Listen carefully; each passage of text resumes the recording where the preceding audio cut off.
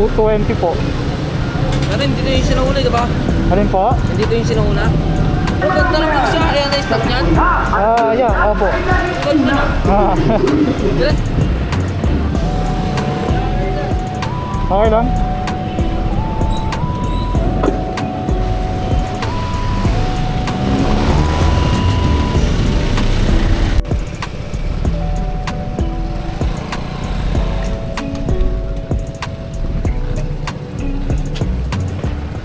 A few moments later.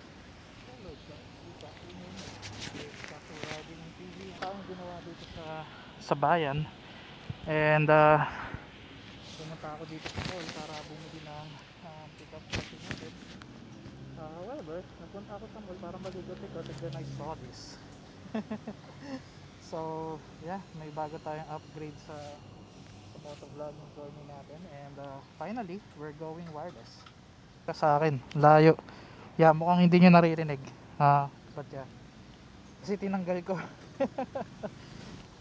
Okay, so right now hindi natin alam paano ko siya gagamitin or kung paano ko siya ilalagay na hindi siya mawawala, kasi ayan, how's this? Pag dito naman nakaharang siya sa view ko, so yeah, let's try. Alright, so right now nasa negative 10 na mic sensitivity tayo, decibel, and naka-magnet siya sa chin curtain. Hopefully hindi matanggal o hindi malaglag. Well, ang malalaglag lang naman is yung possible malaglag is yung magnet, but yung mismong mic nasa loob siya ng chin curtain. So biglang mayroon tayong biglang meron tayong review ng gadget. Finally naka wireless na tayo, and yeah, magagawa na natin yung mga ganitong video. Nakakatawa guys, kasi matagal ko nang gustong mag wireless talaga, and yeah, ang hirap lang talaga i-figure out kasi kung mag-wireless ka tapos hindi mo alam kung paano mo i-setup. Medyo bigla ang bili siya, but I don't see this as an impulsive buying kasi kailangan naman talaga natin siya, no? Magagamit naman talaga natin siya sa pag-vlog. Kailangan ko lang i-figure out kung paano ko siya i-mount sa loob ng helmet. So right now, ito nga, nasa chin guard siya o nasa chin curtain, and naka magnet lang. So this is not the safest way to do this, kasi possible na mawala yung magnet mo or yung microphone mo pag tinanggal mo yung helmet. Kumusta naman yung audio natin guys? Wala pa tayong sinesetup dito, and hindi pa tayo nagpe-firmware update. For sure merong firmware update to. Nagpaalam pa ako kay wifey. Sabi ko, nag-CR lang talaga ako dito sa saka nag-coffee sa mall, and then sabi ko sa kanya, in-explain ko kung ano yung nakita ko. And syempre kung bakit gusto ko siya bilhin, and kung para saan. So yeah. And sabi niya okay lang daw, basta magagamit naman. Yeah. Napakaswerte natin, very supportive ng partner ko eh. Right now again, naka minus 10 decibel tayo, and naka-auto din or naka-on din yung anti-clipping para hindi nagki-clip yung audio natin. Kahit bigla-bigla tayo mapasigaw or tumaas yung boses natin, ganyan. So naka anti-clipping tayo. Noise reduction, I think it's set to low kasi yun yung stock, or yun yung default. Gagawa tayo ng separate video for the review, but right now since nandito na rin tayo, nag-ride na tayo, i-test na rin natin, no, yung kung anong matitest natin. So earlier while talking, naka-close yung visor natin, but right now binuksan ko yung visor to test the noise reduction capability ni Mic Mini, pati yung wind noise reduction nya. Yeah, kasama na rin yata sa noise reduction yan. But yeah, so I don't know, how's the audio guys? So, okay naman ba siya? Malinaw ba?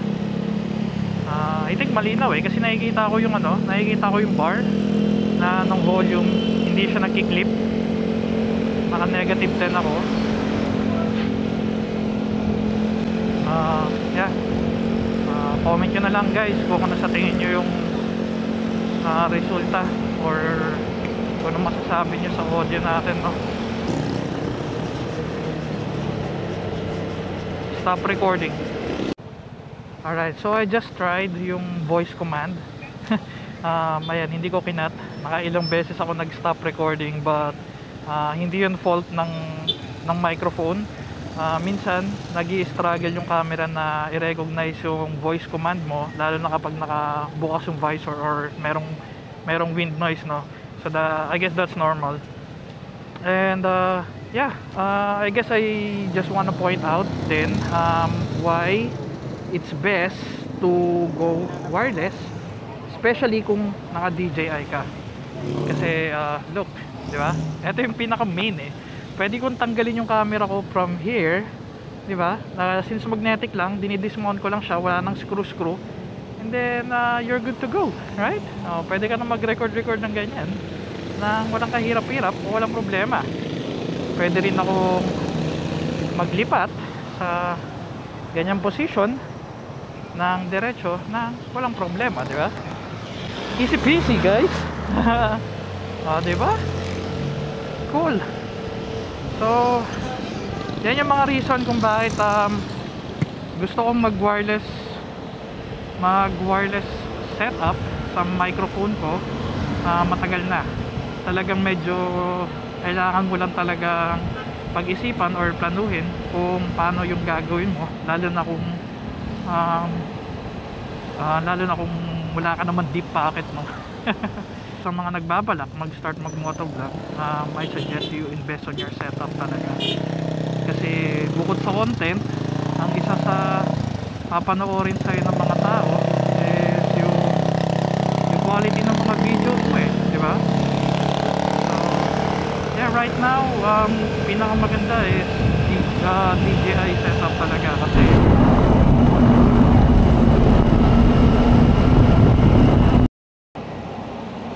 okay. So I just tested yung kung gaano siya kabilis magko-connect. Yung quick recording ng DJI, like from complete shutdown, tapos mag-play or nag-press ka ng record button, within 5 seconds nag-connect yung wireless mic. So I guess that's good. It's good to know kasi may mga times na kapag nagwa-vlog ka, bigla mong kailangan mag-quick record, no? So yeah, it's good to know na kung gaano siya kabilis nagko-connect sa camera mo. Ayun, that goes for our quick feedback, user feedback and review. And again, magba-vlog tayo or mag-upload tayo ng another video or separate video for the whole review of the microphone. So yeah, kita-kits sa next vlog natin guys. Thank you for watching. Ride safe and stay safe. Yan